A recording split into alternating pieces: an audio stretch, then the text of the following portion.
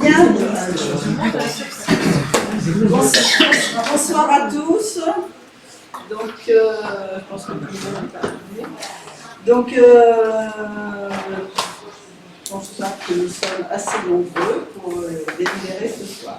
Donc, la séance du Conseil peut avoir lieu. Donc, un secrétaire ou une secrétaire de séance volontaire, Josette. Voilà, donc ce sera Josette. Donc, nous avons reçu en mairie deux excuses, alors de la part de Madame Mehmet et de Anne-Laure et de Babou Anne-Laure. Et puis un pouvoir qui sera effectif que quand Lauriane partira, elle va donner son pouvoir à Patricia Lépine.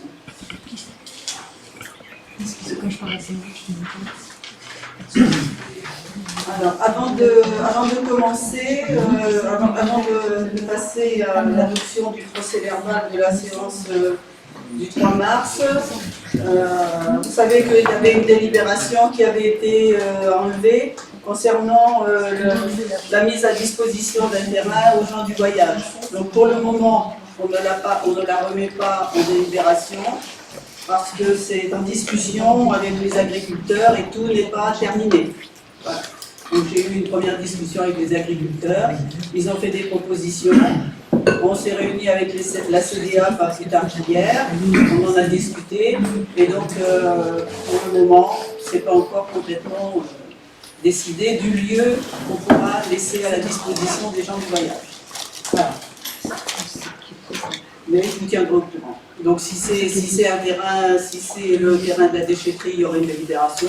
Si c'est un terrain des agriculteurs, par contre, il n'y aura pas de délibération parce que la commune ne sera pas concernée. Ça se traitera directement entre la CDA et le propriétaire des terrains. Oui, oui, madame. N'y aurait-il pas moyen, puisque vous avez bâti votre mandature sur la démocratie participative, de lancer, puisqu'on a le temps, un référendum pour l'ensemble de la population? On a 2 mois pour tout ça. Ça serait peut-être plus intéressant de faire ça, parce que tout le monde est concerné. C'est les agriculteurs en premier, bien sûr, mais après l'ensemble de la commune. Ça, c'est une décision du maire. Hein. Il y a que le maire qui est concerné avec la CDA. Il y a que le maire qui est concerné, ou si un agriculteur veut bien laisser un terrain, ça ne le concerne plus du tout, ça. Ça ne concerne même plus la. Donc il assumera toutes ça sera une convention avec la CDA. On a le choix. Où on prévoit un terrain. Donc vous sortez du truc. Où on prévoit un terrain, et est-ce que quand ils viennent s'installer illicitement, on demande un avis à la population? Non. Quand ils viennent s'installer illicitement. Ça, c'est un cas de force majeure. Mais non, ce n'est pas un cas de force majeure, c'est les cas qui se produisent à chaque année. C'est pas parce que voilà. c'est chaque Par année. contre, si on met à disposition un terrain, on aura quand même un levier auprès du préfet, qu'à partir du moment où on met un terrain à leur disposition, ils ne pourront pas aller s'installer sur un autre terrain. Voilà. Donc c'est un levier qui est quand même très important. Ok, donc vous êtes contre le référendum sur un cas comme ça? On ne va pas le faire, non? D'accord. Madame le maire, Oui. dévolu, c'est sur la commune de Salles-sur-Mer. À CDA, il y a 27 ou 28 communes. Il n'y a pas d'autre endroit. Si, il y a plusieurs communes cette année qui vont donner des terrains, comme on va le faire à Salles-sur-Mer. Il y a au moins 5 communes qui vont le faire sur la CDA. Il y a déjà des communes qui le font. Il y a déjà la Jarne, il y a Saint-Christophe, il y a Dompierre, je crois, qui en donne un aussi. Il y a déjà des communes qui le font. Si je le fais, c'est parce qu'il y a déjà des communes qui le font. Je ne suis pas la première à le faire. Hein. Il y en a d'autres qui le font déjà. Et cette année, il y en aura encore plus qui le feront. En attendant d'avoir des aires de grand passage, maximum 2 ans. Quand il y aura les aires de grand passage, on ne donnera plus, on ne mettra plus à disposition des terrains. Là, on n'aura plus du tout. Mais par contre, ils viendront peut-être illicitement, mais là, ils seront expulsés parce qu'il y aura des aires. Une question complémentaire par rapport à ça. Les communes qui ont mis déjà des terrains à disposition des gens du voyage, Oui. est-ce que les gens du voyage respectent? Ils respectent. C'est-à-dire qu'ils vont que sur ces Que terrains sur ces réservés. terrains-là. Voilà. Ils respectent. Donc, c'est pour ça que j'aimerais que cette dernière participe aussi à cet effort-là de recevoir ces gens du voyage, parce que de toute façon, ils viendront. Donc, voilà. Mais on en reparlera. Si c'est le terrain de la déchetterie, comme je vous ai dit, il y aura une délibération. Si c'est un terrain des agriculteurs, la convention sera faite entre l'agriculteur et la CDA. Parce que je n'ai pas la compétence Gens du voyage. C'est pas moi qui l'ai. Voilà. Donc je vais passer à l'adoption du procès verbal du conseil municipal du 3 mars, que vous avez tous en lecture. Donc est-ce qu'il y a des remarques à faire sur ce procès verbal? Donc je vais passer au vote. Vote contre? Abstention? Non, pas de...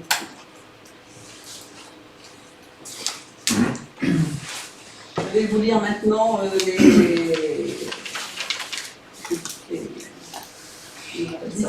les décisions.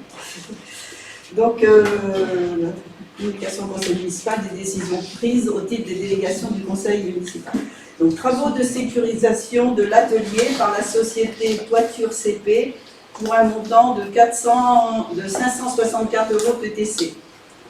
Nouveau devis pour des travaux d'électricité à l'atelier par la société Fabrice Chailloux pour un montant de 19 055,76 €. Aménagement extérieur pour l'atelier par la société Atlanroute pour un montant de 25 433,27 €. Confection d'un espace container pour l'atelier par la société Toiture CP pour un montant de 3 468 €. Fourniture d'un support vélo pour l'atelier par la société Technique Contact pour un montant de 328,57 €.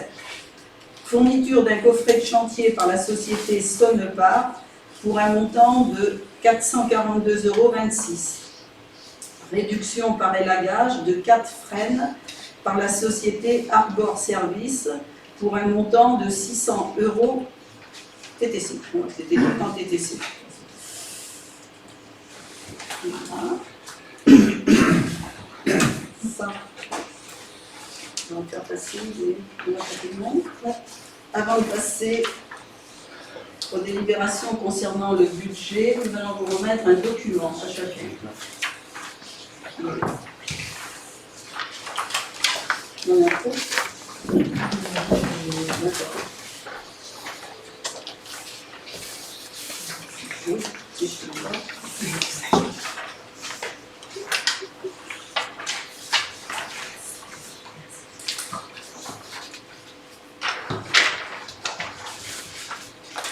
Donc les délibérations qui vont suivre concernent donc le budget, la présentation des comptes de gestion. Dans la première délibération concerne les comptes de gestion des budgets épicerie, camping et communes. Donc je vais, il va y avoir... On va regarder. Je me tourne.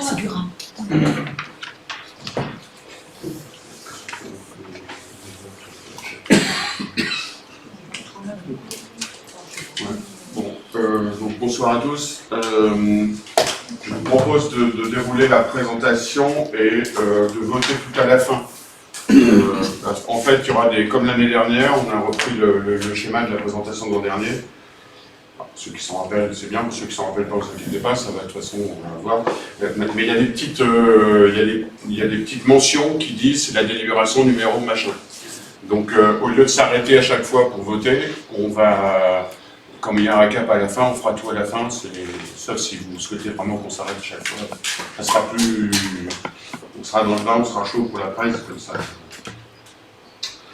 Bien, donc nous attendons que vous présentez les comptes de résultats 2021 et le budget comité 2022. Et donc nous avons aussi, par la même occasion, adopté les documents budgétaires. On va vous rappeler les budgets de la commune, les résultats 2021, les comptes de gestion compte administratif, comparatif, affectation des résultats. Et puis pour ce qui concerne 2022, la même chose avec le camping et l'épicerie, la commune a pris les budgets de la commune. Alors n'hésitez pas à m'interrompre dès que vous avez des questions, parce que sinon je ne vais pas forcément vous voir. Donc le rappel des délibérations qu'il va y avoir donc, à voter, la 1 concerne les comptes de gestion 21, la 2, la compte administratif 21, la 3, affectation des résultats, La 4, les taux d'imposition 2022. La délibération 5, les subventions aux associations. La délibération 6, les demandes de subventions exceptionnelles pour la classe de CM2.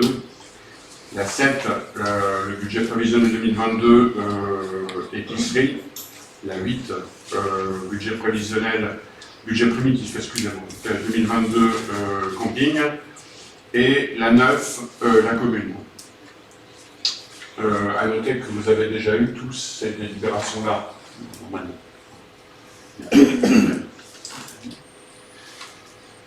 Pour rappel des principes du budget de la commune, donc j'ai repris ce que j'avais marqué l'année dernière.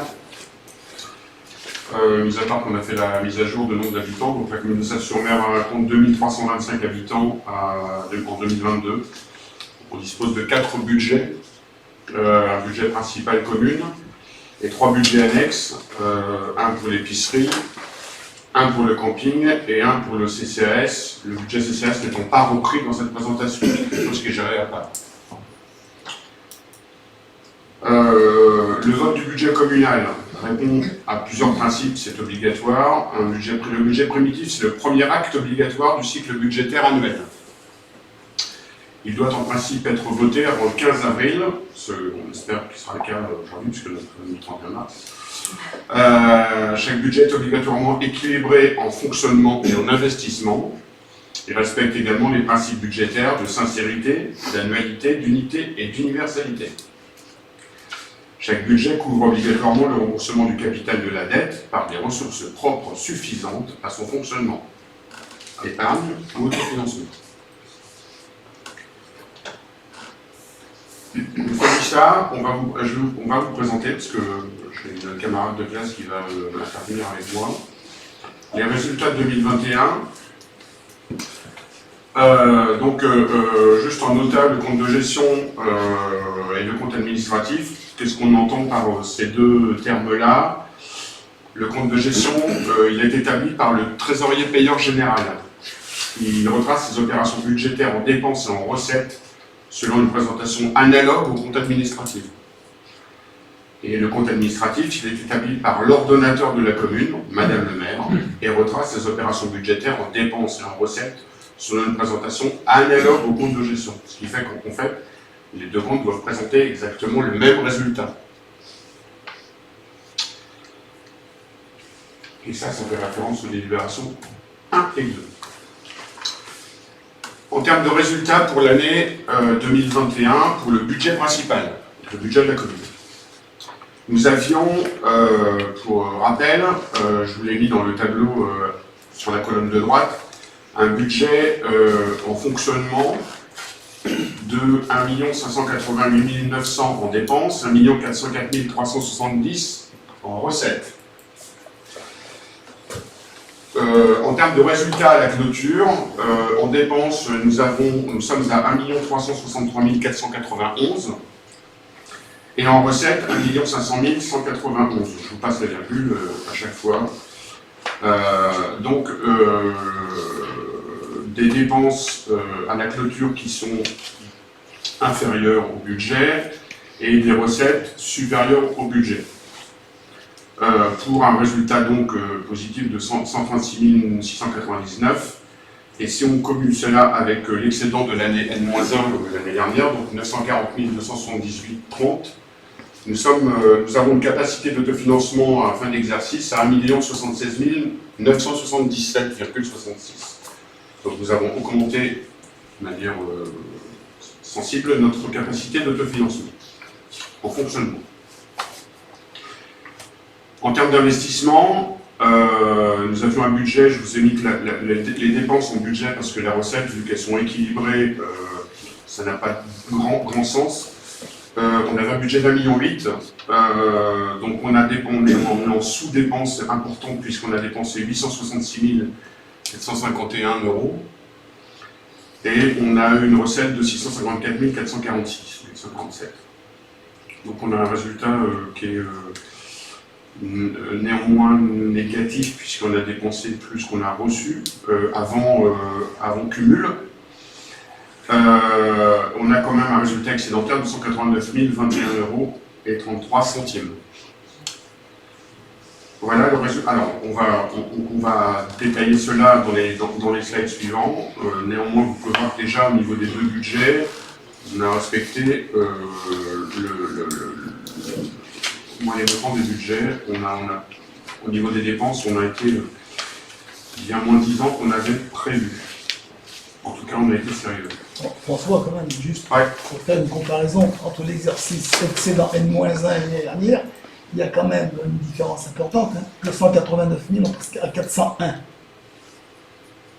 Là, sur le budget investissement, résultat année N-1, 401 000, résultat excédentaire cette année, 180 000. Ouais, alors je pense que le budget, l'excédent est moins 1, il est en cumulé. Bon, il est sur une année, mais il y a eu... Après, l'année dernière, c'était 2020. Oui. Il n'y a pas un grand Ouais. chose. Oui, non, mais c'est pour ça que je fais la réflexion. Oui. La réflexion, l'analyse, pardon. Ouais. Ah, je ne sais pas si après, on parle de chiffres, de comparaison. Non, effectivement, Non, mais moi, je regarde les chiffres, je parle sur des chiffres, on pourrait. non, mais la remarque est juste. Moi, je fais un comparatif. J'étais sur un mandat, comme vous le savez, en 2020, avec certaines personnes qui sont ici, et on fait un comparatif d'une année sur l'autre. Il y a quand même une différence importante d'un excédent et l'autre. C'est tout. Oui, par contre, c'est un comparatif sans. Enfin, C'est pas vraiment un comparatif. Et si on regarde pour comment on explique ce delta, c'est quand même les recettes 654 000 et les dépenses 866 000. Donc on a dépensé plus qu'on a rentré. Oui, oui, on investit. on a investi.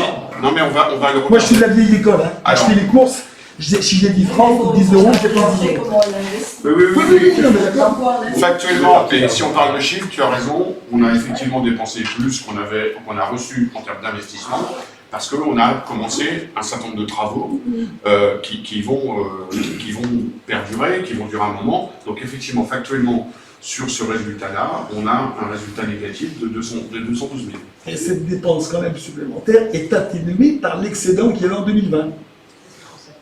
Alors c'est le problème. Ah c'est oui, le mais je voudrais concept. bien l'entendre ça. Eh oui. Oui, oui. Lorsqu'on- Mais alors après, non, mais enfin, si tu veux, enfin, je sais pas s'il faut qu'on commence là à discuter de ça, mais effectivement, c'est le concept. On peut faire ça parce qu'il y avait de l'excédent, mais si on a fait ça aussi, et si on a excédé maintenant, c'est parce que des choses n'avaient pas été faites avant qu'il a fallu rattraper. Enfin, Entièrement d'accord. tout est lié, quoi. Entièrement d'accord. Et c'est plus facile de dépenser qu'on a de l'argent. Heureusement. Oui, oui, mais sans avoir recours à l'emprunt. Mais quand ça n'a pas été fait.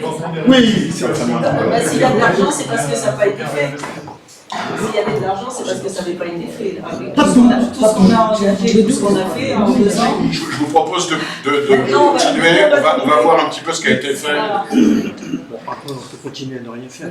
Voilà, par exemple, le premier comparatif qu'on peut faire,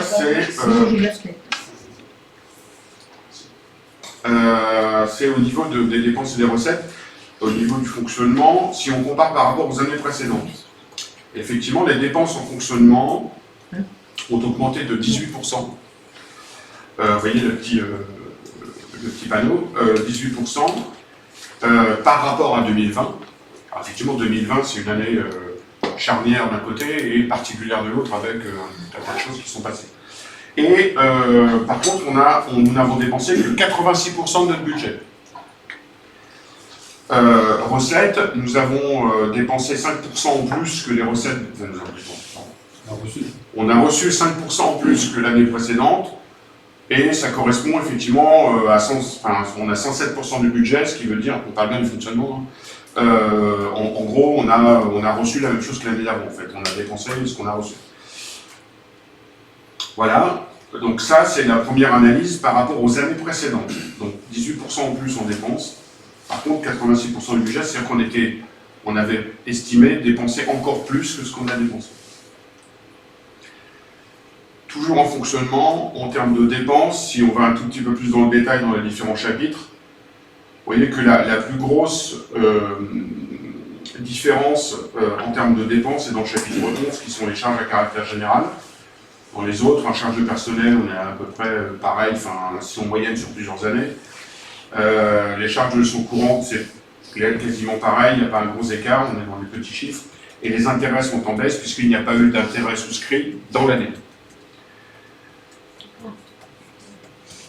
Si je passe donc à la flèche rouge en détail sur que sont les postes en dépassement, puisqu'on a dépassé, les autres années et on a dépensé un petit peu plus, on a augmenté de 18% notre dépense.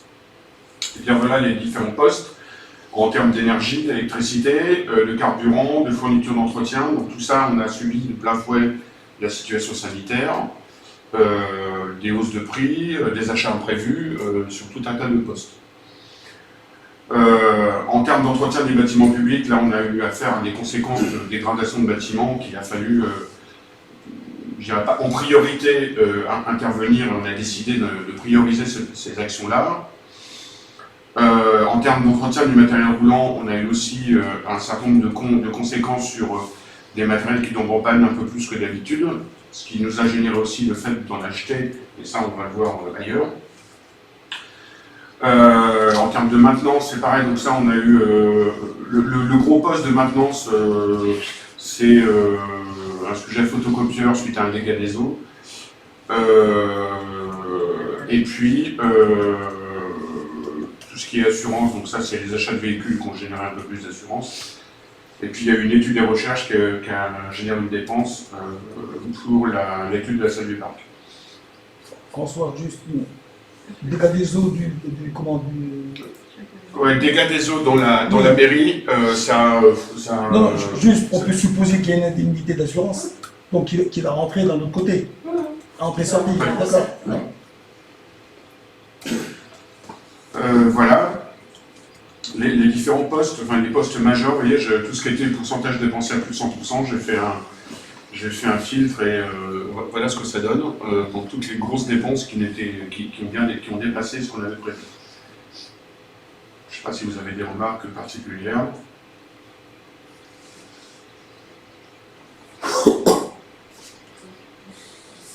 Je vous laisse le temps de...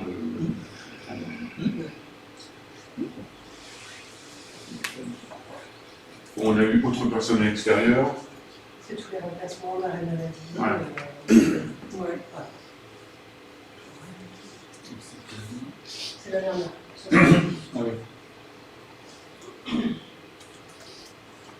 Je peux passer? Voilà, en termes de recettes maintenant, la plus grosse recette, c'est comme d'habitude, c'est les impôts et taxes, évidemment, pour le fonctionnement. Donc on est à impôts et taxes à 1 044 000 de recettes, donc c'est plus que d'habitude, mais ça suit simplement la courbe normale. Enfin normale, donc pas grand-chose. Voilà. Et puis la capa d'autofinancement qui s'ajoute normalement à la fin de ce compte-là. Et on a 13% de capacité d'autofinancement en plus que l'année dernière, puisqu'on a 1 76 977. Donc on parle bien du fonctionnement.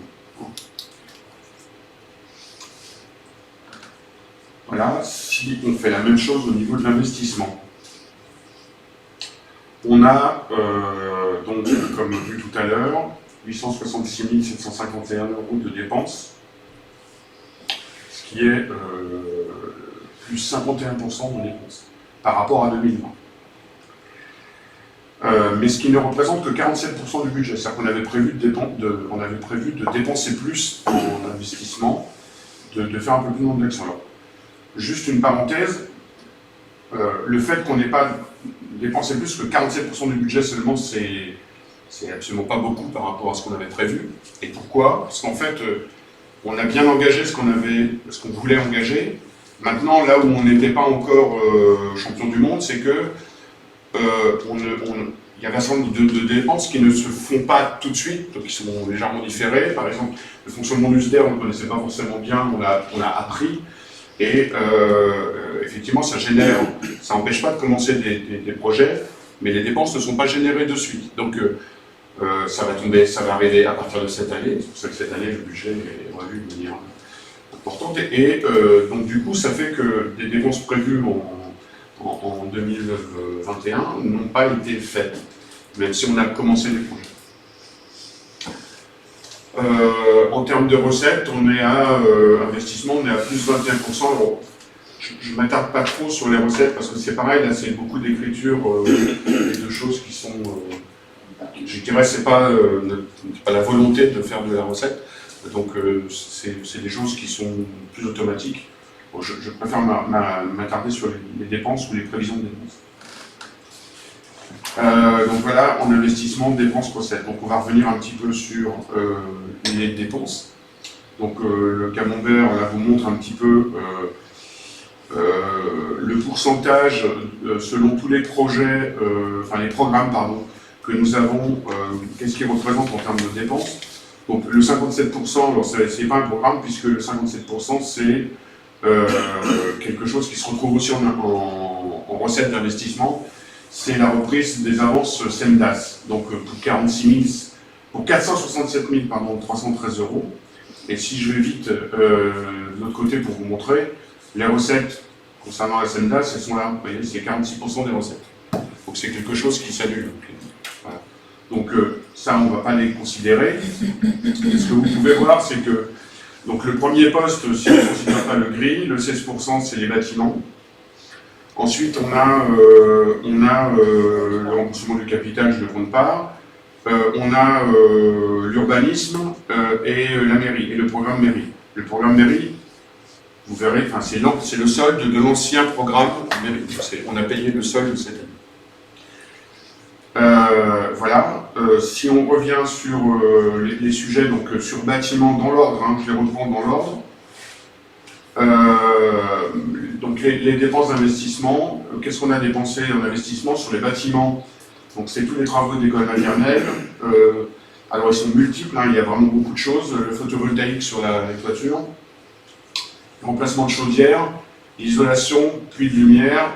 Eric, si tu veux en dire deux mots en synthétique de tout ça. Ils sont déjà dit. S'il y a des questions, le puits de lumière n'a pas été réalisé. Il a été engagé, mais non terminé. Le reste est terminé, tout le monde l'a vu. Mais il est dans les comptes. Voilà, donc un gros sujet, rénovation de l'école maternelle. Il y a donc travaux Le Relais. Donc Le Relais, c'est l'ancienne poste, hein, donc c'est tout ce qu'on a engagé comme travaux, tout ce qu'on a fait comme travaux pour la rendre disponible pour les jeunes. Donc ça comprend toutes sortes de travaux d'investissement. Les vitraux de l'église. Et puis le démarrage des travaux à la galerie. La galerie, vous savez tous maintenant par cœur ce que c'est que les nouveaux noms. Voilà, moi je les sais depuis 5 minutes. En termes d'urbanisme, qu'est-ce qu'on a donc engagé, enfin, plus qu'engagé, puisqu'on a payé, ou tout au moins commencé à payer.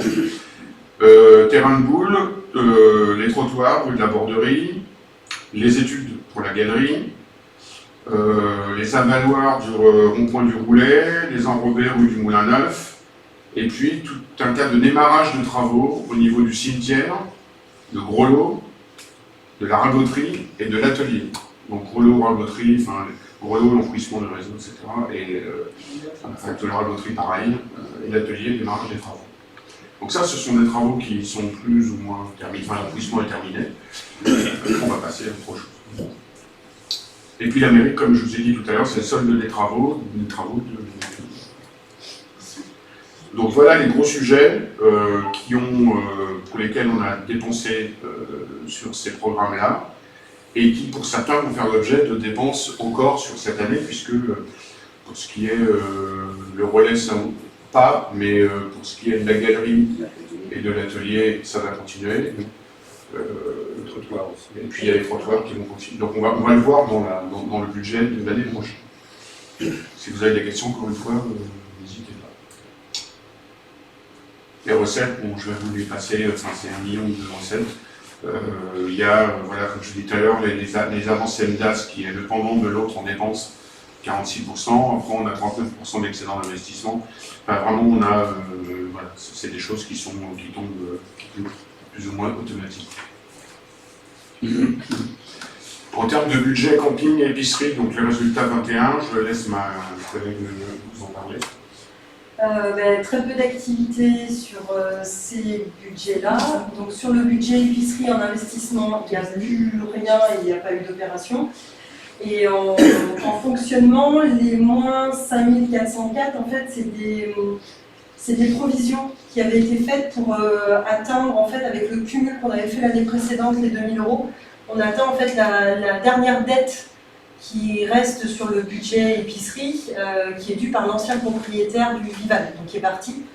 Donc il fallait que ça passe en provision, et l'année prochaine, enfin, sur le budget qu'on vous présentera, en fait, on vous présente avec une recette pour une reprise de provision des deux côtés. Et sur le budget camping, c'est pareil, c'est des soldes d'opérations et des reports de résultats d'exercice. En fait, c'est du transfert d'exercice. Vous voyez, en fonctionnement, on n'a plus rien. Et en investissement, on a juste les 2133 en recettes qui sont en fait la bascule du résultat de fonctionnement vers l'investissement. Donc le budget épicerie, on va encore faire un budget pour cette année, mais on va voir avec la trésorerie ce coup-ci pour le fermer vraiment cette année, parce qu'on n'aura plus d'opération du tout dessus, on sera soldé. Et sur le budget camping, pour le moment, on va le conserver, même si on n'a plus d'opération, parce que avec le bail commercial qui est prévu pour le camping, il faudra l'encaisser, vu que ce sera un bail avec TVA, il faudra l'encaisser sur un budget TVA. Donc on ne pourra pas l'encaisser sur le budget général, on l'encaissera sur le budget camping. Par contre, on va voir avec la trésorerie pour transférer quand même une partie du résultat sur le budget commun. Des questions sur ce budget? Merci d'abord. Donc, en synthèse des résultats 2021, donc au niveau budget épicerie camping, on vient de vous le dire, donc en fait les résultats cumulés pour les deux sont excédentaires. Je passe puisqu'on vient d'en parler. Les résultats cumulés sont excédentaires aussi en fonctionnement et en investissement pour le budget commune, comme nous l'avons vu précédemment, avec en fonctionnement 136 699 € pour 2021, et avec un excédent reporté de 2020 de 940 278, et en investissement 189 000 € d'excédent. Donc l'ensemble de nos budgets communaux ont été respectés, et le remboursement, le montant de remboursement d'emprunt et donc l'endettement reste faible, puisque nous n'avons pas souscrit dans un emprunt, comme je vous l'ai dit tout à l'heure, cette année, et au fait qu'on n'a pas engagé de dépenses, enfin, on n'a pas engagé d'engagement de dépenses suffisant pour avoir recours à l'emprunt, et c'est ce que nous allons par contre faire l'année prochaine. Voilà, est-ce que vous avez des questions sur les résultats? Juste une question, François, en complément des prêts, sauf erreur de ma part, les prêts étaient à des taux très intéressants. Ouais.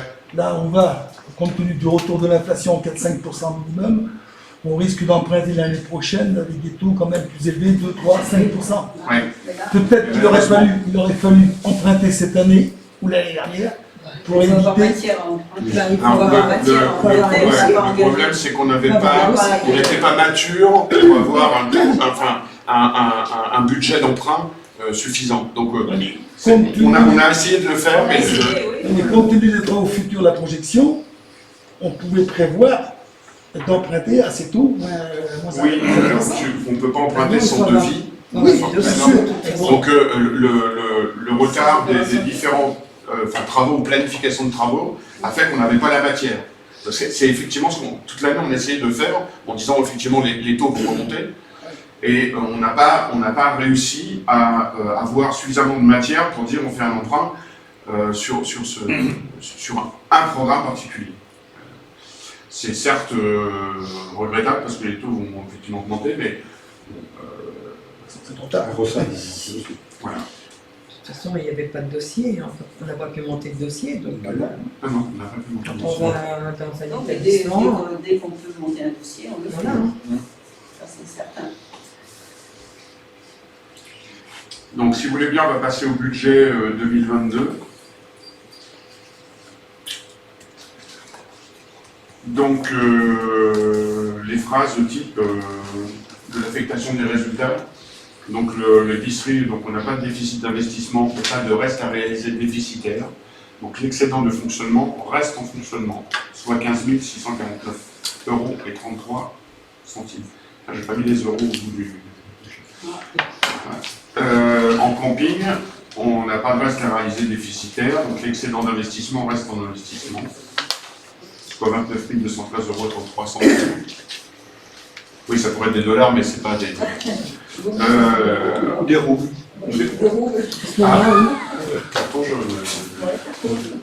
Et pour la commune, on n'a pas de déficit d'investissement, mais des restes à réaliser déficitaires, ce qui fait que l'excédent d'investissement reste en investissement, soit 189 021,33 €.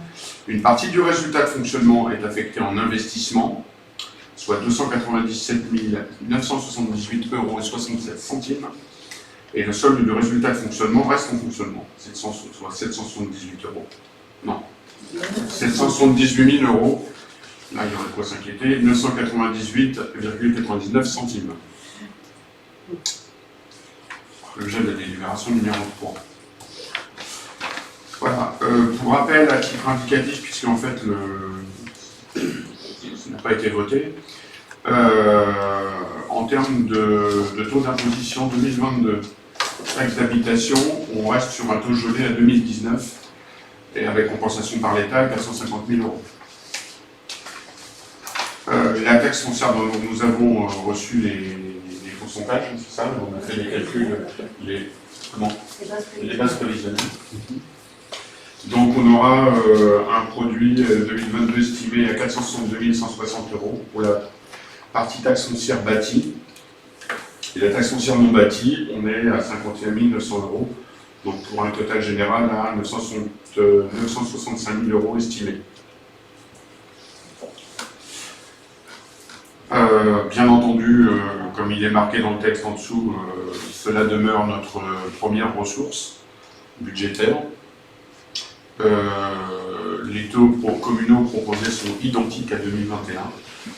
Et au niveau du vote, donc vous aurez la délibération numéro 4 avec les taux départementaux qui seront intégrés. Je voudrais rappeler effectivement que cette année, je n'ai pas mis en délibération une augmentation parce que effectivement nous sommes dans une conjoncture encore cette année qui se profile certainement difficile, vu les taux de tout ce qui est énergie. Mais je pense que l'année prochaine, je proposerai quand même une augmentation parce que depuis 2019, il n'y en a pas eu du tout. Et il serait légitime d'augmenter un peu nos impôts. Nous sommes une des communes où l'imposition est la moins élevée de toute l'agglomération. Donc et toutes les autres communes ont à peu près fait la même chose cette année, n'ont pas augmenté leur taux, mais l'année prochaine, tout le monde augmentera peut-être 1%, 2%, on verra, mais ça sera certainement ce que je vous proposerai l'année prochaine. Mais cette année, on reste sur 19,7 et 67,24 sur les foncières non bâties. 19,7, la plupart des communes de l'aglo sont au-dessus de 20. Pratiquement toutes. Il doit y avoir deux communes, 2 ou 3 communes, il doit y avoir Saint-Vivien peut-être, et encore, oui, Saint-Vivien doit être un petit peu en dessous, on les a pris, mais je les ai là. Bon, Madame le maire, Oui. je pense qu'on peut avoir quand même une certaine fierté de revendiquer la bonne gestion de la commune à travers une imposition la plus basse. Ça démontre qu'on peut bien gérer sans mettre une pression fiscale. Et bon, à partir du moment où on offre des nouveaux services aux habitants, c'est-à-dire qu'on leur met des rues où ils vont pouvoir circuler, qu'on leur apporte beaucoup de mobilité, puisque c'est ce qui va être apporté dans les 2 années à venir, à partir du moment où on leur met à leur disposition, que ce soit pour l'école, un centre de loisirs et tout qui n'existait pas, je pense que la fiscalité pourrait augmenter un petit peu. Les bâtiments, enfin les revenus fonciers sont très élevés à Salles-sur-Mer. On est une des communes aussi où le revenu par habitant est assez haut aussi, par rapport à beaucoup de communes de l'agglo. Parce que j'ai eu le rapport aujourd'hui, mais je pourrais peut-être le mettre, je vous le ferai circuler, avec justement le revenu par habitant par commune. Et Salles-sur-Mer, je veux vous dire qu'on est très haut par revenu par habitant. Hein. Donc c'est une fiscalité qui devrait suivre tout à fait normalement.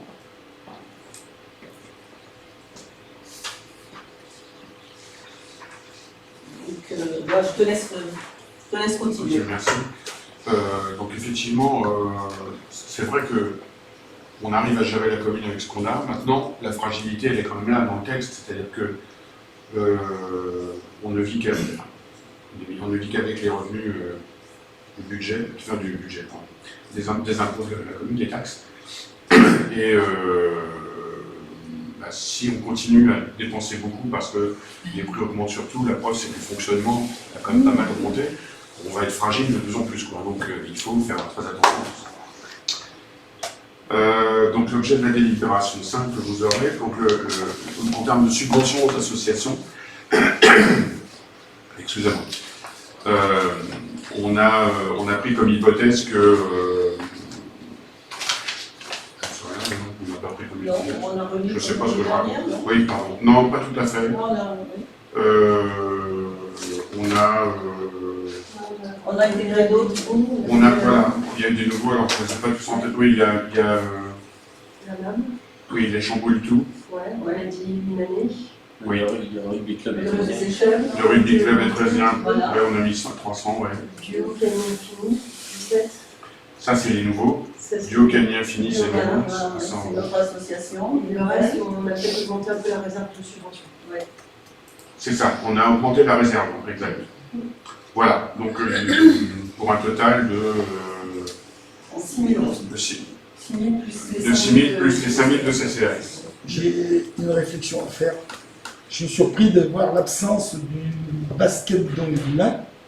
La présidente, l'année dernière, Madame le maire, je vous avais demandé, parce que la présidente est une salésienne, mais surtout il y a une dizaine d'enfants salésiennes et salésiens qui jouent au basket d'Angoulin.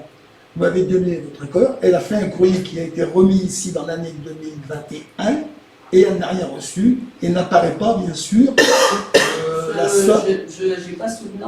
Elle l'a remis à l'accueil. À l'accueil. Je ne l'ai pas eu, moi. Ah non, est-ce que c'est. Il y a eu un. J'ai pas eu le Non, courrier. on peut regarder. Et puis bon, il n'y a pas d'activité sur Salle-sur-Mer. Non, mais là, Pas si vous d'activité prenez les basket. associations, il y en a qui n'ont pas d'activité. Oui, non, mais ça, c'est du sport. C'est une activité sportive. Oui, c'est le basket d'Angoulin, où il y a une dizaine de Oui, salles. mais on passe à Étré, à rugby d'Étré, mais ils viennent sur place nous donner des cours. Ah, mais attendez. Ouais. Après, ça, c'est votre explication. Alors, soit il y a un oubli, est-ce que c'est un oubli volontaire? Ben, je ne sais pas, mais je suis surpris. Vous aviez donné votre accord. Déjà, on n'a pas eu la demande, ça c'est certain. Écoutez, moi, j'ai eu la présidente hier, elle m'a dit qu'elle avait remis une enveloppe avec la demande de subvention.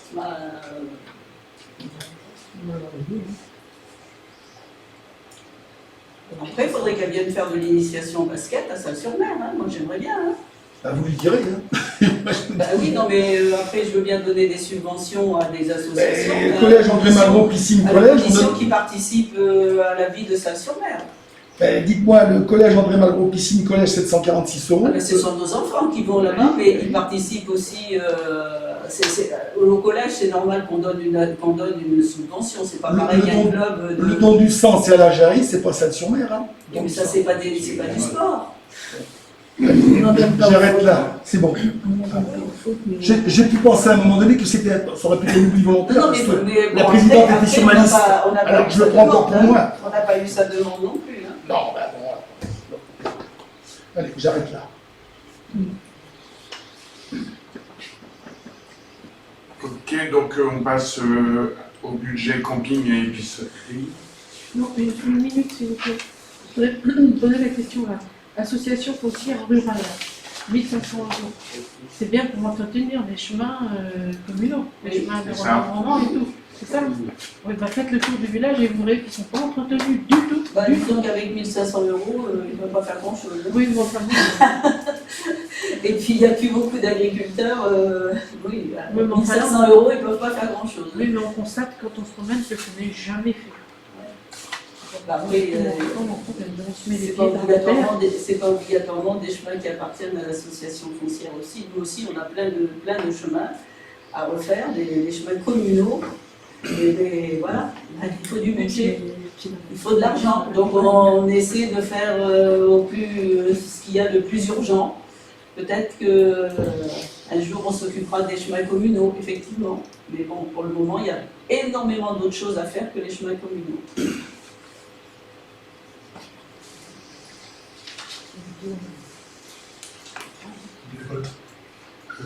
Plus de questions sur les subventions. Donc je passe effectivement au camping et à l'épicerie.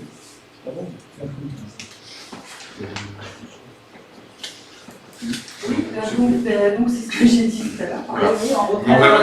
Voilà, à minima, on reprend en fait juste, c'est les résultats en fait qu'on équilibre.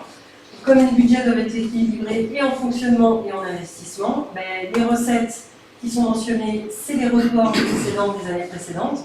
Et en fait, en dépense, on marque juste une dépense qui ne sera pas réalisée en équipe. Ça fait 0. Ça fait 0. Ouais. Les deux côtés. Alors, au niveau donc, du budget commune, je vous ai remis la même info que l'année dernière. Pour rappeler notre démarche de gestion de projet, je pense qu'elle a plutôt pas mal marché. Donc chacun a un groupe de projets qu'on appelle un programme. C'est géré par un adjoint. Donc dans le programme, tous les projets sont identifiés. Donc c'est différentes actions. Donc, on a vu tout à l'heure, hein, pour le programme bâtiment, eh bien, il y a un projet école, enfin il y a même eu des projets un peu plus détaillés qui étaient photovoltaïques à l'école, remplacement des chaudières, etc. Ce qui nous permet d'avoir un budget dédié, un sous-budget dédié à ça, même si ça ne rentre pas dans les comptes au niveau de la comptabilité, mais au niveau de notre gestion, chacun sait combien d'argent il a d'attribué pour faire ce job. Enfin, faire ce job, je parle en fonction du devis, etc. Donc à nous, à chacun, de ne pas dépasser ce devis-là. Ça donne quand même un point d'ancrage pour ne pas dépasser. Donc chaque projet a un responsable, chargé de déterminer le planning, les coûts estimatifs du devis, les recettes éventuelles, avec la liste de tous les projets. Donc c'est un fichier global où on détermine les priorités au niveau de la commission finance. Et chacun identifie les subventions possibles. Alors on va voir que, effectivement, sur pas mal de projets, on a des subventions qui sont prévues, puisqu'on va à la chasse aux subventions en même temps qu'on détermine le boulot qu'il y a à faire. La personne, le chargé de ce projet-là, est chargé également d'aller à la chasse aux subventions pour voir ce qu'on peut récupérer. Alors des fois, on en parle puisque les subventions peuvent être complètement antinomiques. Donc il faut faire attention de ne pas avoir une subvention qui va dégrader l'autre, etc. Donc on a un suivi qui est le plus précis possible et qui est le plus parlant. C'est-à-dire qu'on ne parle pas en termes comptables, on parle vraiment en termes de gestion de projet. C'est pompeux hein, comme mot, mais ça n'empêche que c'est un peu plus pragmatique que la gestion comptable qui est compliquée si on n'est pas comptable. Ça c'est clair, chacun son métier. Voilà, donc en termes de fonctionnement, ça, quand je vous parle de ça, c'est de l'investissement. Le fonctionnement reste un budget de fonctionnement avec des chapitres, avec des totaux, etc. Au niveau de la commune, donc en budget de fonctionnement, en termes de budget 2022, on a prévu une augmentation, vous avez le détail des différents chapitres, on s'en j'ai mangé le mot, et donc avec une augmentation de 9% des dépenses en fonctionnement. On va revenir après sur le pourquoi. On a tablé aussi sur une augmentation des recettes de 4%. Là aussi, on pourra en parler. Donc pourquoi vous voyez qu'il y a des... Alors là, c'est pas marqué par... J'ai pas détaillé les dépenses, les chapitres, en faisant un delta par rapport à cette année, mais ce que je peux vous dire, c'est que voilà, en termes d'augmentation de budget, dans les différents chapitres, qu'est-ce qu'on a fait? On s'est adapté au contexte actuel. Le contexte actuel, il est particulièrement compliqué. Enfin, ça, je n'ai pas besoin de vous le répéter, hein.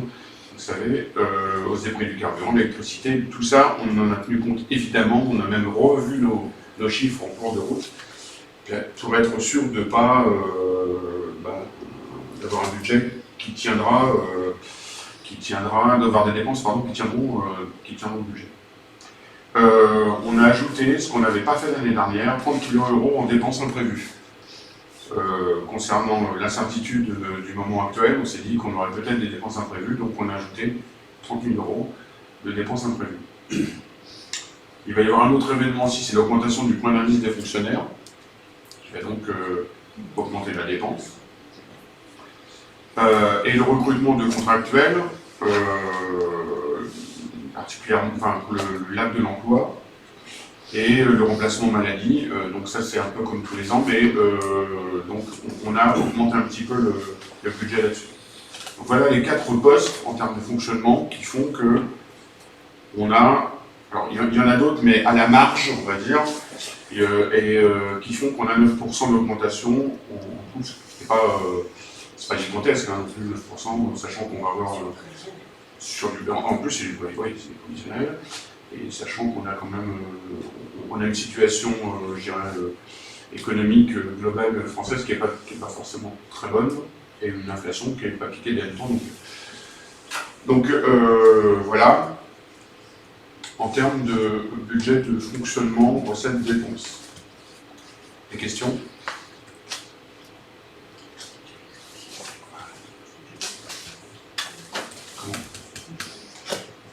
Pas piqué des hannetons. Voilà, en termes d'investissement maintenant, donc là on tape un peu plus dans le dur des projets. Donc on a une prévision de dépenses, donc tous les projets, tous les chapitres, les programmes qu'on a, évidemment dedans il y a un peu de fonctionnement et d'investissement, parce qu'il y a un certain nombre de dépenses qui sont de la dépense courante, enfin qui ne peuvent pas rentrer dans un investissement qu'on met en fonctionnement. Donc on a fait le rapport des deux dans chaque programme. Donc vous voyez qu'on a prévu pour cette année en investissement en culture 1,8 million. Donc les 159 000 en fonctionnement, je mets de côté, on a déjà parlé de fonctionnement. Mais 1 860 000 de dépenses en investissement. Alors vous voyez que le gros poste c'est l'urbanisme, les bâtiments, donc du plus gros au moins gros, hein. Après on a le développement économique, alors là vous retrouverez le développement économique, le gros sujet. On va le voir après, oui, d'ailleurs. Mais vous retrouverez dans le but par exemple. Donc les pourcentages sont là, c'est le même camembert que tout à l'heure pour les résultats. Vous voyez que là, on voit que les projets prennent la part sur les remboursements de capital, etc., comme on l'a vu tout à l'heure, ou la régulation avant CEMDAS. Là maintenant, le plus gros des postes, c'est l'urbanisme, suivi par les bâtiments. Ensuite, on a quand même des parts importantes sur jeunesse, culture, association et développement économique qui est à 14%, donc 14% du budget de dépenses.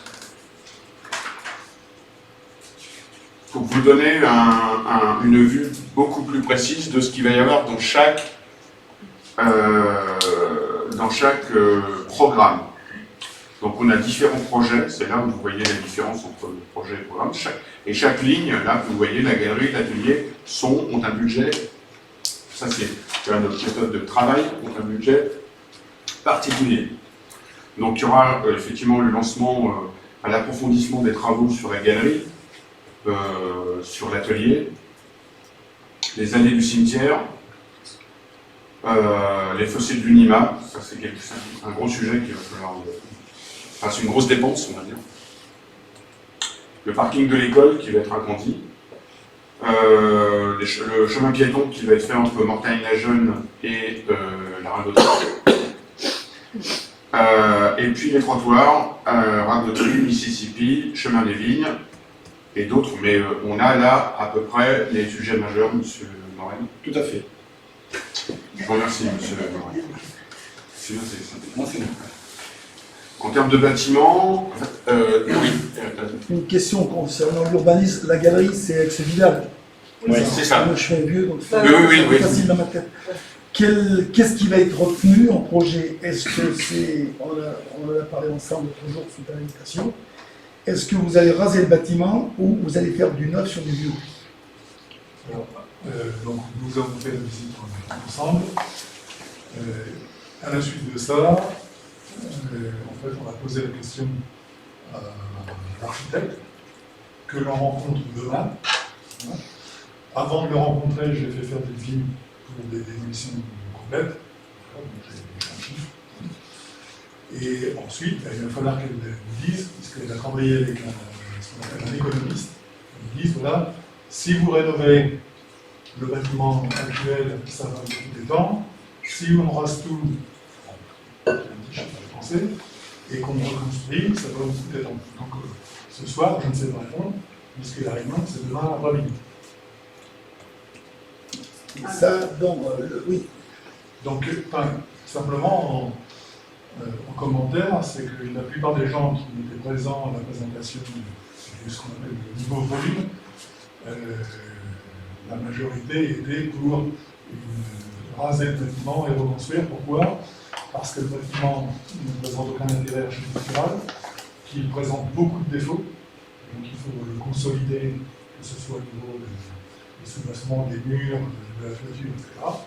Donc, et en plus de ça, les travaux réalisés soit dans les dalles, soit dans les murs, ont des coûts très supérieurs. Les gens qui étaient présents nous disent, on se va des économistes, c'est 3 fois le coût quand on travaille sur de l'ancien par rapport au neuf. Voilà, donc demain, on aura une présentation et puis on verra ensuite.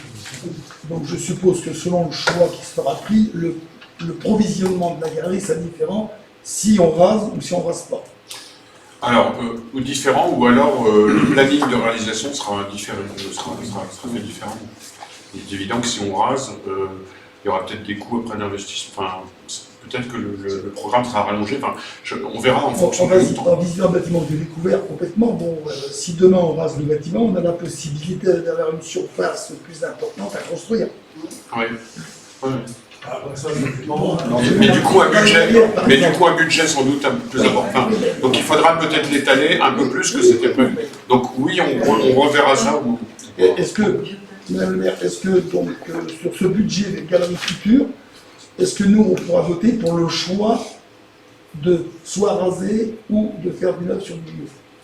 On le dira à la commission qui en discutera. Commission, ça sera en commission, ça sera. Parce que si, juste un exemple, si on part bien sûr des coûts pour comment chauffer le bâtiment, si demain on met un bâtiment avec la RG 2020, ça coûtera moins cher dans le futur de faire un nouveau chauffage. Oui, c'est la question justement qu'il faut qu'on se pose. Est-ce que c'est pas mieux de refaire un bâtiment neuf? Parce qu'il y aura les matériaux de maintenant. Il y aura éventuellement de faire un chauffage peut-être avec des panneaux photovoltaïques, par exemple. Alors, impossible, parce qu'on est à côté de l'église. Enfin non, mais on est dans la zone où c'est... D'accord. Mais adapter un chauffage. Oui, voilà, c'est ça. Exactement. Il y aura des contraintes, mais bon...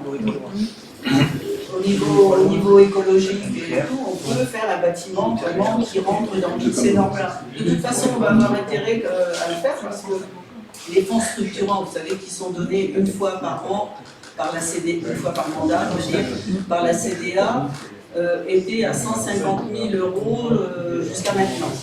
Et là, avec le nouveau pacte fiscal et financier qu'on est en train de discuter à la CDA, nous avons obtenu, les 28 mai, nous avons obtenu à ce que ces fonds structurants soient portés à 250 000 €. Donc, mais, bien sûr, on a eu une rallonge, mais à la condition justement de respecter des normes justement qui vont aller à l'encontre de pas à l'encontre, qui vont aller avec le territoire zéro carbone. De toute façon, Chantal, dès qu'on déposera un permis de construire, on aura forcément des annotations concernant... Mais bien sûr. Et là, il faudra respecter quand même 5 critères. Mais tout ça, je vous le ferai passer, le pacte, je ferai passer tout ça.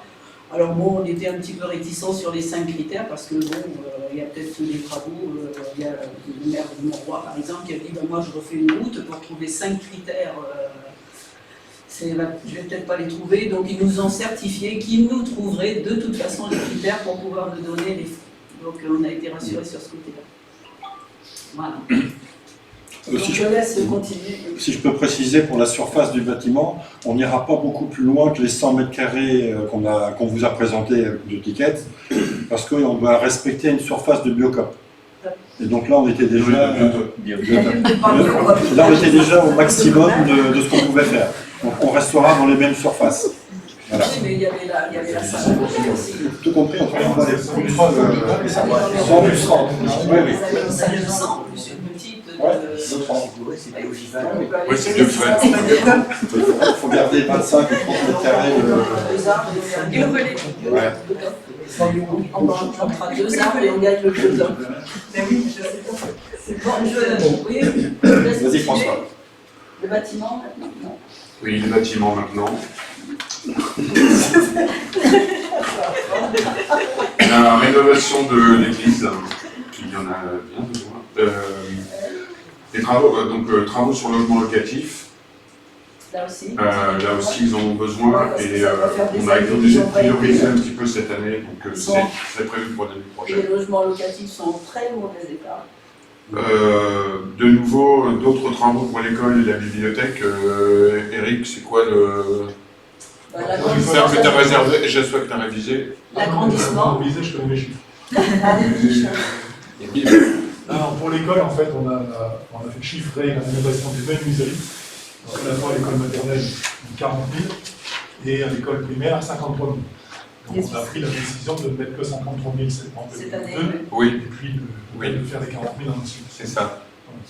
Ça, Non, c'était pas, oui, c'était sur ce qu'il y avait à faire, le montant. Rénovation des menuiseries. Et bien évidemment, il ira chercher des subventions de façon assez importante.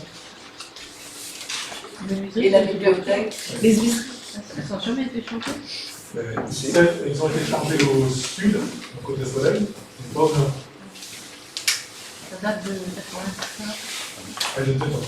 Il y a une fonction de Quelqu'un Ça date de 56. 56, oui, bâtiment. C'est pas mal, ça prend des cours. Voilà. Bien, et donc école, bibliothèque. La bibliothèque. Voilà. C'est l'agrandissement. C'est l'agrandissement. L'agrandissement de la bibliothèque. L'agrandissement de la bibliothèque, c'est pas difficile. Il faut d'abord terminer l'atelier, enlever les équipements de la poterie, pour ensuite envisager de faire quelque chose. Donc ça, il est chiffré. On est sur un peu plus de 20 000 €, parce qu'il y a quand même beaucoup de choses à faire. Entre les murs, le carrelage, Les reprises. oui, toutes les reprises, même de la menuiserie, puisque par exemple la porte de sortie côté cour, il y a un jour comme ça en dessous. Donc ça ne marche pas. La même période. Oui. Donc pour un prix qui est raisonnable, il faudra aussi rajouter de l'équipement, puisque les livres, on va les mettre par terre. Il y aura peut-être aussi des sièges et des Oui, il y aura un aménagement à faire. Il y a un peu d'aménagement. Donc ce sont les travaux qui ont déjà été chiffrés et moi je suis prêt à appuyer sur le bouton Ben voilà. dès qu'on a terminé. Dès que l'atelier est fini. Et dès que le budget est voté. Oui, Bien évidemment, dès que j'aurai mon le feu vert. Dès qu'il a le feu Avec vert, le docteur il passe. accompagné avec les chiffres. Voilà. Il fonce. Très bien, merci monsieur Ticket. D'autres questions? Non, surtout pas.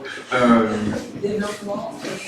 En termes de développement éco, donc on a le pôle commerce avenue de Verdun, donc on engage plus entre nous, c'est donc le salle du pape. Un mot sur ce qui va se passer cette année. Donc 2022, principalement du travail administratif, autorisation, permis, plan d'architecture, voilà, de toute façon avoir tous les éléments pour la fin de l'année et lancer l'appel d'offres pour les travaux à la fin de l'année pour une réalisation premier semestre 23, si tout se passe bien.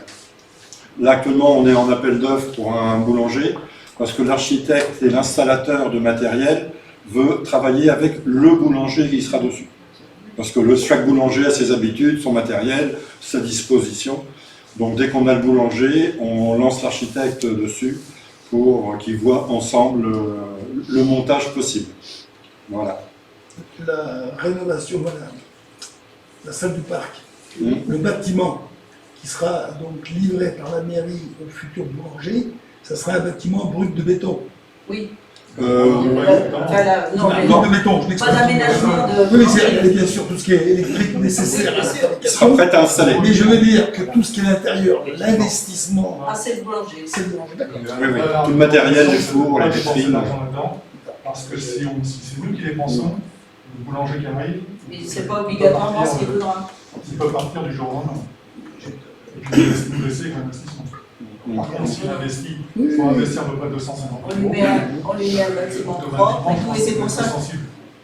Et c'est pour ça qu'effectivement, il faut travailler avec le boulanger qui reprend, parce que c'est lui feront qui verra où est-ce qu'il mettra son four, où est-ce qu'il mettra son matériel. Et même chose pour le local commercial qui sera aussi livré propre, blanc, carrelé, mais sans les machines, sans le matériel qui ira avec. Ça sera la charge du futur commerçant. Donc l'objectif, c'est le dernier trimestre 2023. Voilà. On espère une ouverture en septembre 23. Dernier trimestre. Mais donc, On espère avant, mais bon, il ne faut pas donner. Non, voilà. On part sur le dernier trimestre 23. et on commence à payer en 2022, donc il y a des choses qu'il faut payer. Donc du coup, on a. Vous voyez que là se dessinent quand même les différents programmes, voire projets, où on va avoir des emplois qui vont tomber. Là, oui, Quand on parle de la galerie, quel que soit ce qu'on va en faire, il on y va aura avoir quelque des chose. dossiers. L'atelier, il y a du boulot, etc. Enfin, tout ça, c'est des gros budgets. Hein. Ce qui fait d'ailleurs que quand on dit qu'on a 1,8 million, 1,8 million, quasiment 1,9 million de travail, il y a quand même il y a des sujets. Quoi. Au niveau de la jeunesse, je pense continuer et terminer le projet informatique école, Eric. Oui, alors, concernant l'informatique école, le plus gros des travaux, ce qui était nécessaire de faire a été fait, moyennant une subvention quand même non négligeable, puisqu'elle se monte à peu dans les 45-50%, 45%, je crois, quelque chose comme ça. Il y avait pas mal de choses à faire, donc il y avait un gros retard. Maintenant, on est plus sur mettre en place à l'avenir une maintenance et quelque chose qui entretienne le matériel petit à petit pour pas avoir dans les années à venir à refaire encore un gros investissement parce que tout est pourri. Donc il faut essayer de penser maintenant quelque chose de l'ordre de l'entretien chaque année et de la maintenance. Voilà. Merci Eric. Voilà, donc tout sujet école. Mobilier jeux de la cour, c'est de la cour de l'école.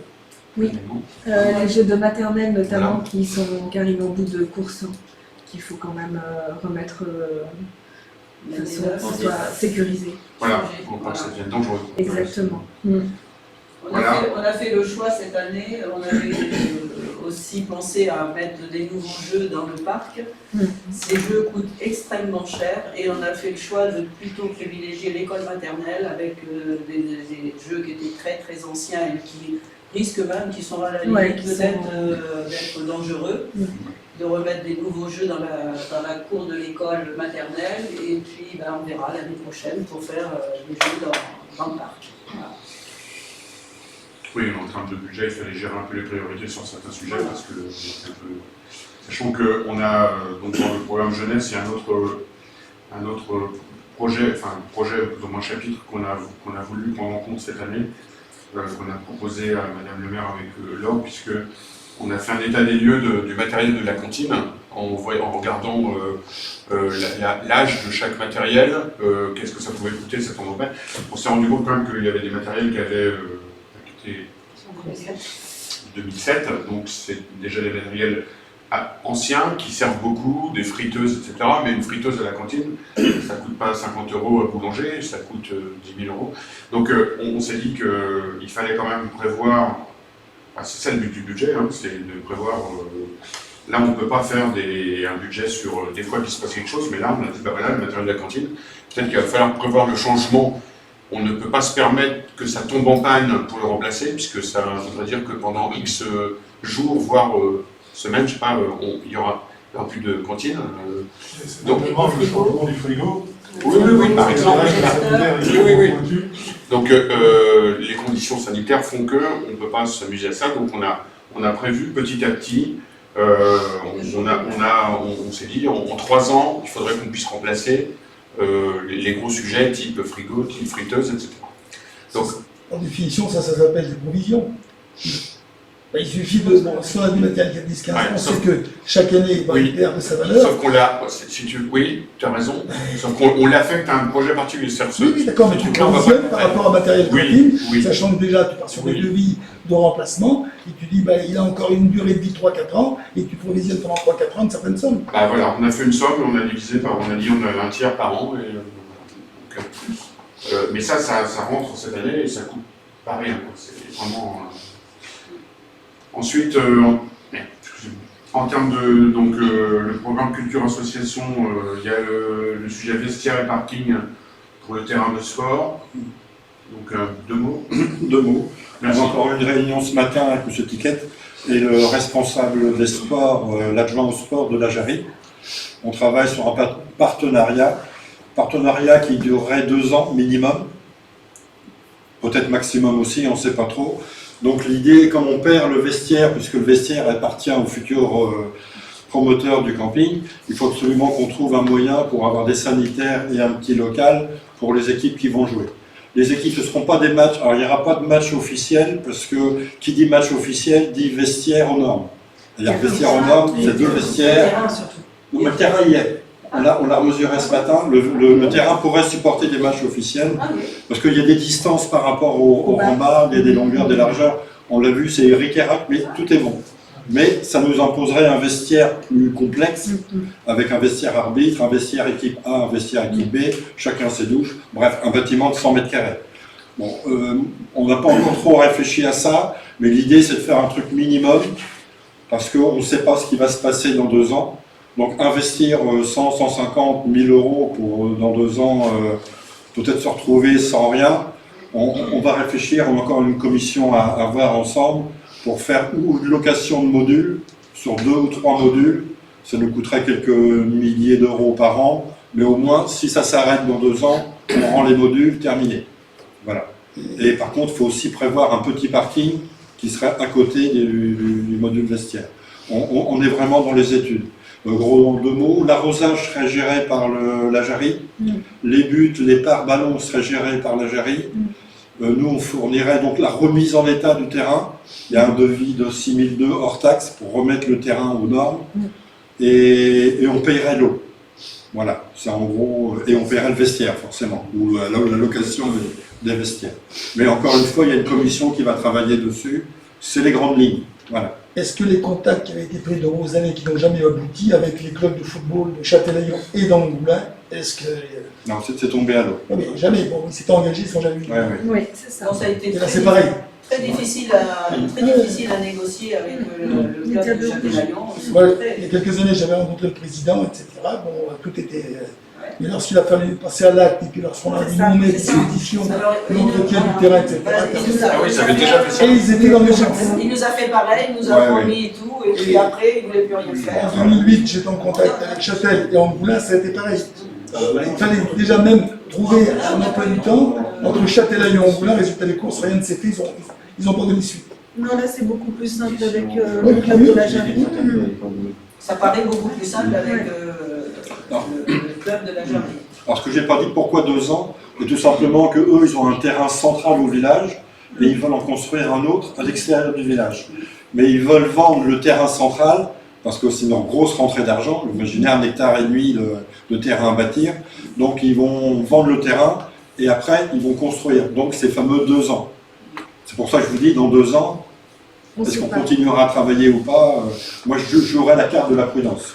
Encore une fois, c'est la commission qui décide. On aura peut-être un club qui se fera ça.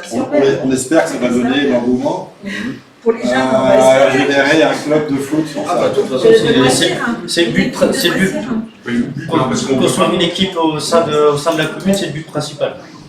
Parce qu'on a des jeunes, on va avoir de plus en plus de jeunes qui vont venir sur la commune et qui seront intéressés. Ça peut générer un conflit. Oui, Eric. Bien sûr. Oui, je voudrais rajouter quelque chose, parce que des devis, ça fait 6 mois que j'en fais, et vraiment, je me râle la casquette. Et il y en a plus de 20 à 25 devis. Ouais. Pourquoi? Parce que on ne sait pas avec qui, quel est le partenaire qui est en face. Hein, alors soit les footeuses, soit les rugbyman, tout ce qu'on peut.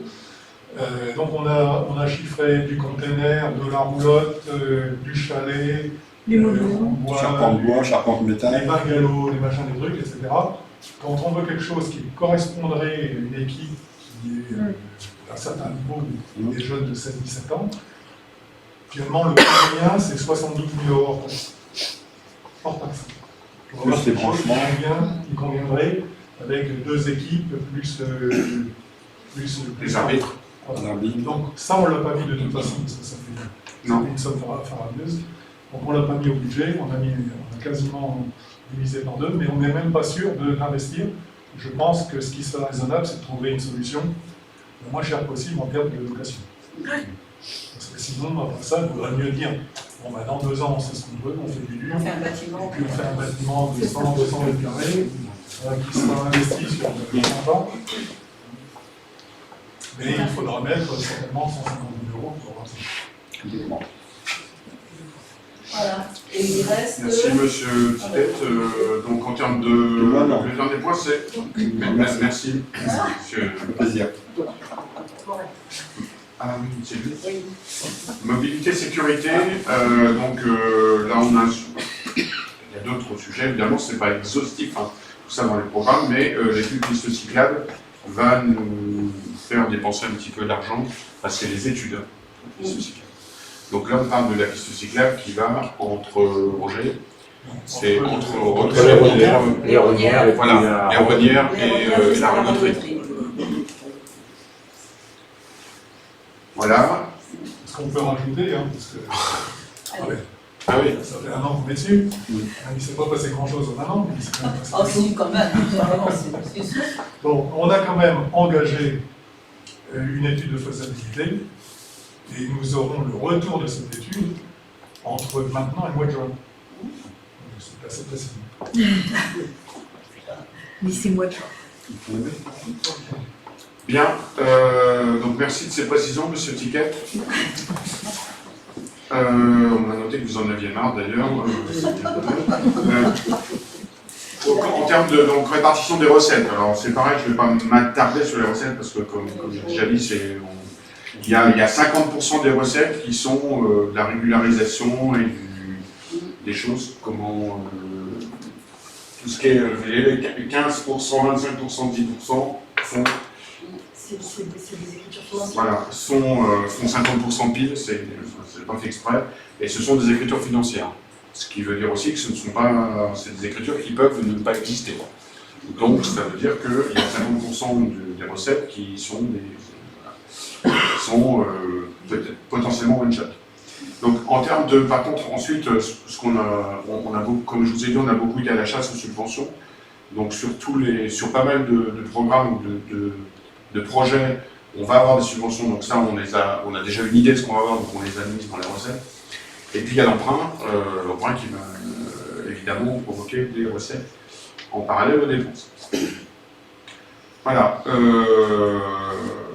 Donc j'en arrive à la conclusion, puisque le vote du Conseil va porter sur ces 4, au niveau du budget de la commune, va porter sur ces 4 tableaux synthétiques.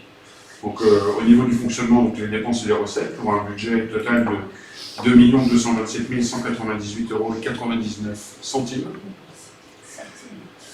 Et là j'ai bien mis les euros. Et puis en termes d'investissement, donc dépenses recettes, un budget de 1 993 813 € et 51 centimes. Les deux budgets étant équilibrés. Voilà. Donc ça c'est je dirais que c'est la synthèse de tout ce que vous avez vu juste avant. Et c'est là-dessus que vous allez vous prononcer. Oui. Petite précision, voilà. Qu'est-ce que vous avez mis en recette pour les bâtiments?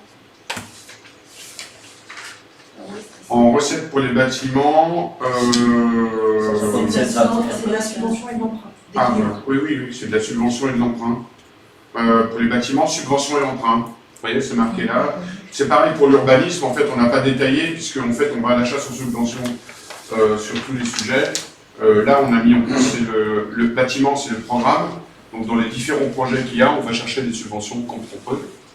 Et puis pour certains, il y aura un emprunt qui fera qu'on aura une recette et on aura la dépense associée qui ira avec. Et pour l'urbanisme, c'est pareil, c'est une subvention plus un emprunt? Ouais, c'est pareil, c'est marqué. Question à Monsieur Morel. mon adjoint préféré. Ah, ça doit être pas moi, alors. Tout ce qui est rentré d'argent suite au bail du repreneur du camping et tout ce qui sera rentré d'argent, ça sera dans le budget camping. Ça sera pour l'année prochaine. Sur le budget camping. Pour le budget camping. C'est pas le budget commune. Non, c'est le budget camping. Et pareil pour les boulangeries et commerces. La boulangerie et le commerce sont déjà qui viennent. Ah oui, oui, c'est ça. Ça sera en 23-24. Oui, voilà. D'accord. Donc c'est des rentrées d'argent. Non, je précise parce que je suis sûr qu'il va. Oui, oui. Ce sera dans les recettes. Dans les recettes, 23-24.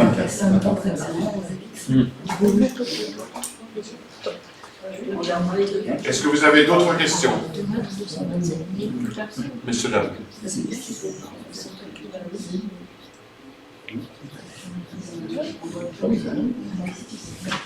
dames, monsieur. Non, c'est bon. C'est bon.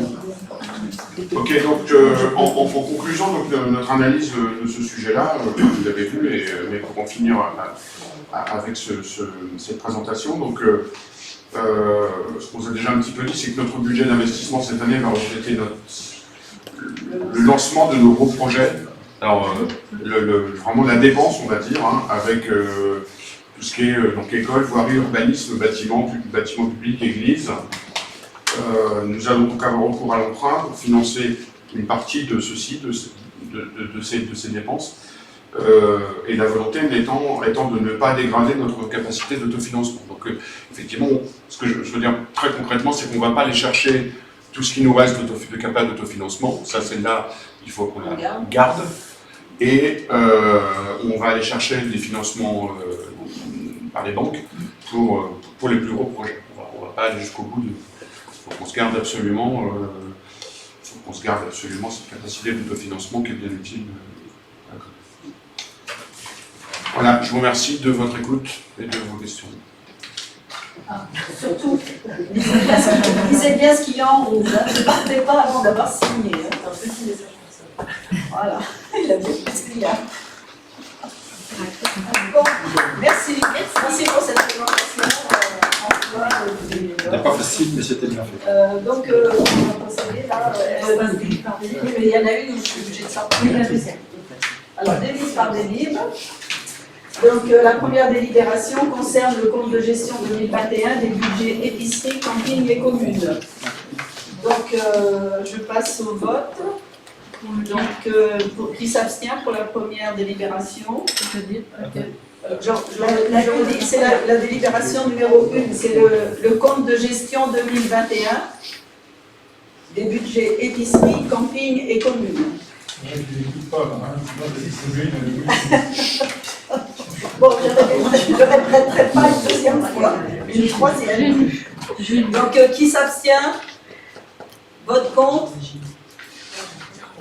3.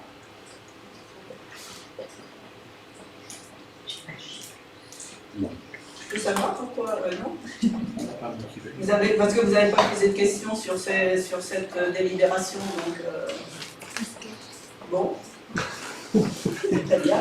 Alors la délibération numéro 2, là je suis obligée de sortir.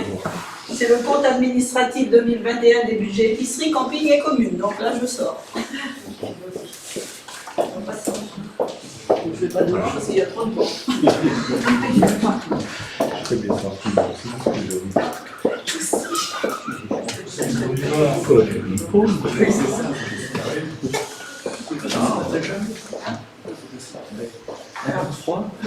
Donc je rappelle juste que Madame le maire est obligée de sortir parce qu'en fait vous êtes amené à vous prononcer sur les comptes qu'elle a arrêtés elle-même. Donc elle ne peut pas rester dans la salle au moment où on vote.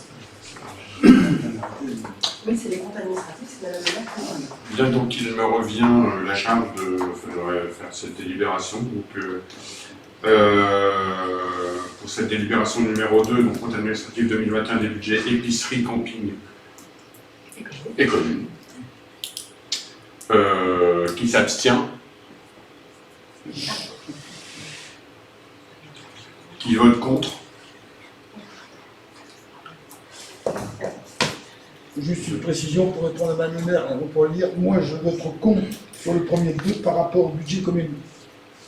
Par la commune, pas par rapport à l'épicerie cantine. Comme je vote contre. Non, non. Comment poser la question? Très bien, merci.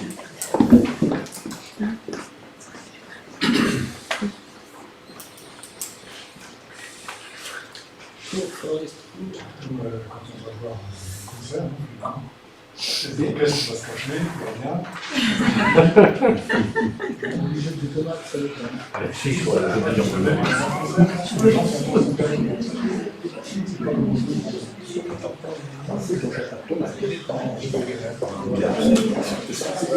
C'est pas la même éducation.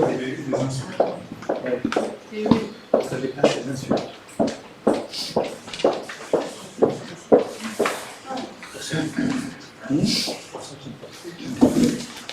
Donc je passe à la délibération numéro 3 qui concerne l'affectation des résultats 2021 des budgets épicerie, camping et communes. Donc alors, abstention, vote contre.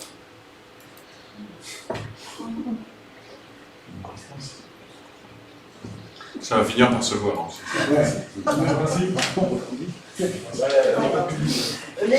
La délibération numéro 4 concerne les taux d'imposition 2022, donc qui n'ont pas été changés. Donc, même question, abstention, vote contre. Oui, c'est logique. C'est logique. Voilà, comme vous dites, c'est logique.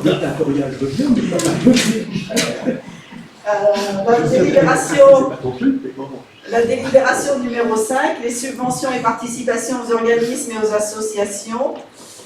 Abstention. Juste avant, Oui. est-ce qu'il y en a qui sont membres oui, d'un j'ai bureau oublié. d'une de ces associations? C'était bien souligné en rouge. Est-ce qu'il y en a Non, tu peux rester, Marianne, mais une non-participation. donc ne participent pas au vote? Donc, abstention, vote contre.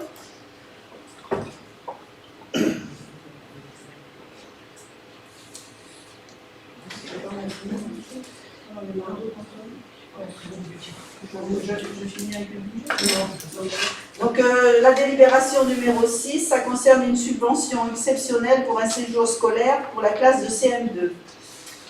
Donc Madame Babeuf, l'enseignante de l'école de Salles-sur-Mer, s'est inscrite au dispositif Tour académique découverte du patrimoine à vélo. Donc c'est une très très bonne initiative qu'elle a prise vis-à-vis des enfants de CM2. Donc ils vont faire une sortie vélo sur plusieurs jours. Une semaine, 5 jours. Sur 5 jours. 5 jours. Ils vont jusqu'à Rochefort, là-bas, je sais qu'ils vont un peu plus loin encore. Jusqu'à Saint-Denis. Oui. Et Saint-Savignin.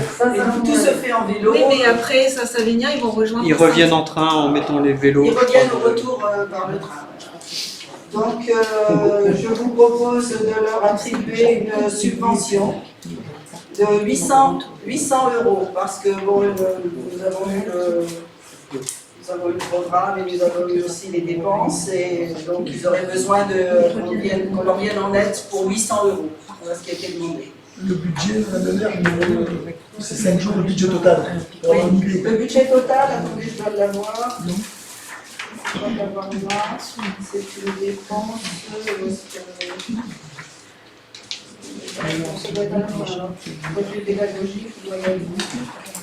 Une dépense totale de 5 448 €. Donc ils ont donc la municipalité dans toutes les sorties comme ça, de toute façon on participe déjà. Donc là pour cette sortie on participait à hauteur de 1 500 €. La coopérative donne 400 €, l'association des parents 1 028,40 € et les familles participent à hauteur de 2 520 €. Donc sur leur budget, il leur manquait justement ces 800 € pour solder Donc c'est pour ça qu'on vous propose de leur attribuer une subvention exceptionnelle de ce montant. Une question sociale, est-ce qu'il y a des coefficients qui s'appliquent aux familles par rapport à la participation? Alors ça, je ne sais pas, dans la participation des familles, je ne sais pas du tout comment ça a été, fait. Et on va la chasser les subventions. Non, mais il y a des familles qui bénéficient d'aide pour les sorties. Un budget de 2500 €, bon. Bah, c'est l'hébergement qui coûte le plus cher, 3 899 € d'hébergement. Voilà. Donc je passe au vote. Abstention. Vote contre.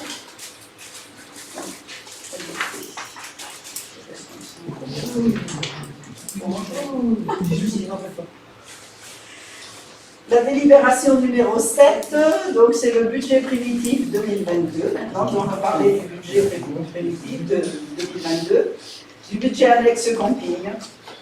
Délibération 7. Donc abstention. Vote contre. Contre, il y en a 3, c'est ça? Oui, c'est ça. Tu mets 3 dans toutes les cases.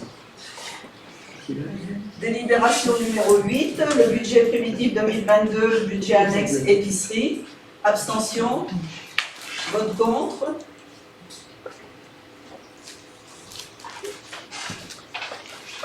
La délibération numéro 9, c'est le budget primitif 2022 de la commune. Abstention.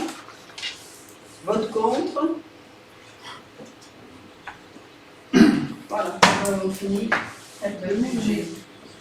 Donc la délibération numéro 10 concerne une motion de soutien au peuple ukrainien.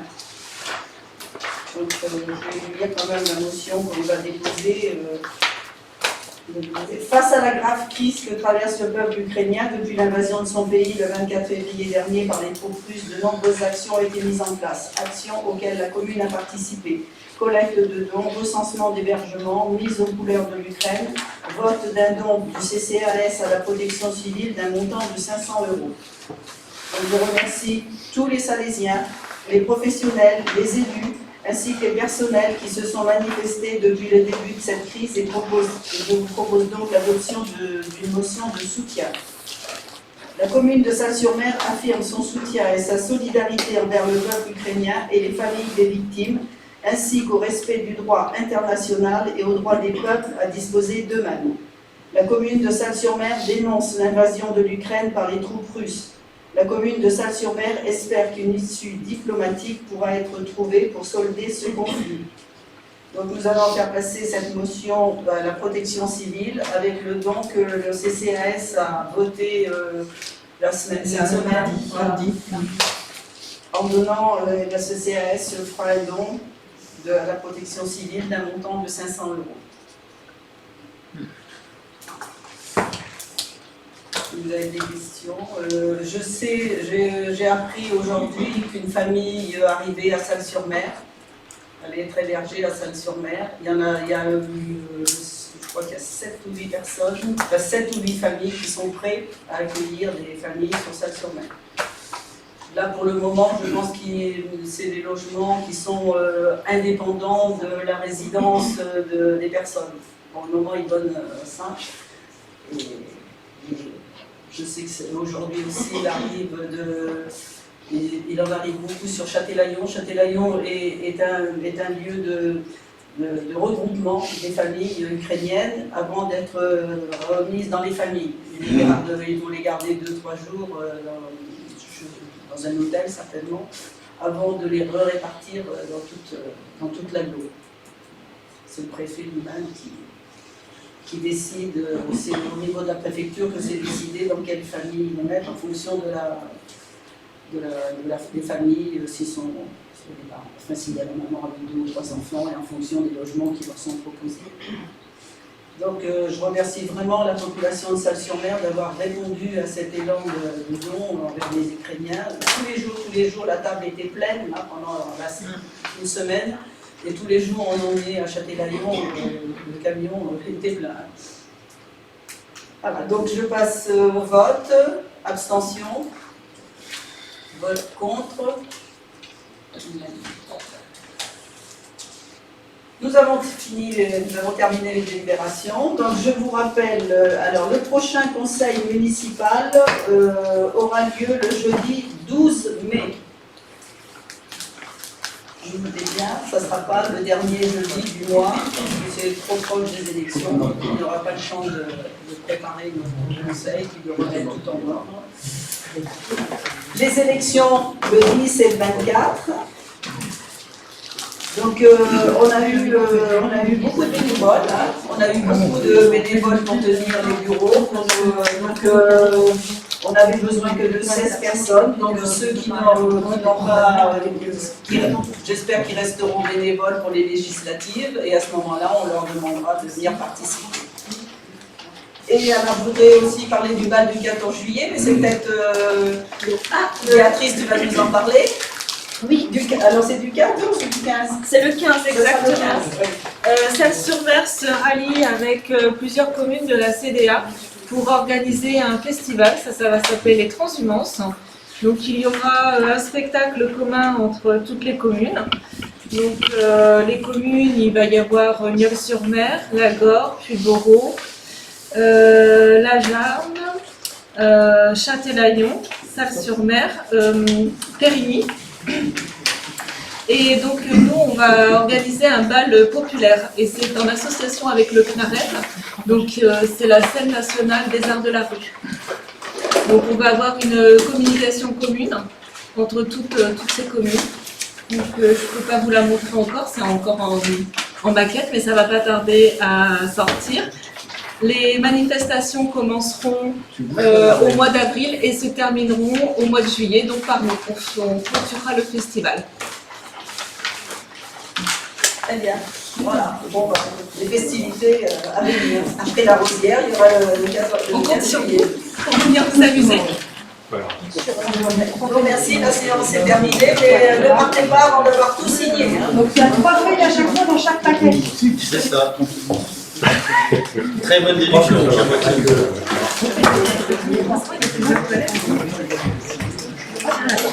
Madame le maire, j'avais une intervention à faire.